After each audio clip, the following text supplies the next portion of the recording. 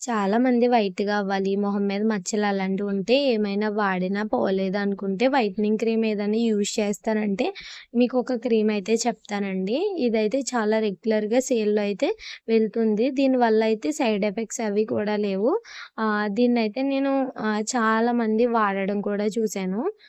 రీసెంట్‌గా నా ఫ్రెండ్‌కి కూడా మచ్చలు బాగా ఎక్కువొస్తే అలాంటి క్రీమ్ సజెస్ట్ చేస్తే తను కూడా రిజల్ట్ చాలా బావుందని అయితే చెప్పిందండి. మీలో ఎవరికైనా కావాలి అంటే ఈ వీడియోకి లైక్ చేసి కామెంట్ చేయండి. నెక్స్ట్ వీడియోలో ఆ వైట్నింగ్ క్రీము, దానికి తగ్గ ప్రైజెస్ ఇవన్నీ కూడా మీకు అప్‌లోడ్ చేస్తాను. అలాగే వైట్నింగ్ క్రీమ్ అనేది మనం ఏదైనా యూజ్ చేశామంటే దాని రిజల్ట్ వచ్చిన తర్వాత దాన్ని ఎక్కువగా వాడకుండా డే బై డే దాన్నయితే తగ్గించుకుంటూ వెళ్ళాలండి. రోజు రాసుకోకుండా 2 రోజులకొకసారి, 3 రోజులకొకసారి చాలామంది మార్కెట్‌లో దొరికే ఫేక్ ప్రొడక్ట్స్‌నయితే ఒరిజినల్‌ది వాడకుండా ఫేక్ ఆర్డర్ చేసుకోవడం వల్ల వాళ్ళ స్కిన్ అయితే డ్యామేజ్ అవుతుంది. అలాంటిది కాకుండా కొంచెం అందరూ యూజ్ చేసేది మంచిది, బ్రాండెడ్‌ది, క్వాలిటీదయితే వాడండి.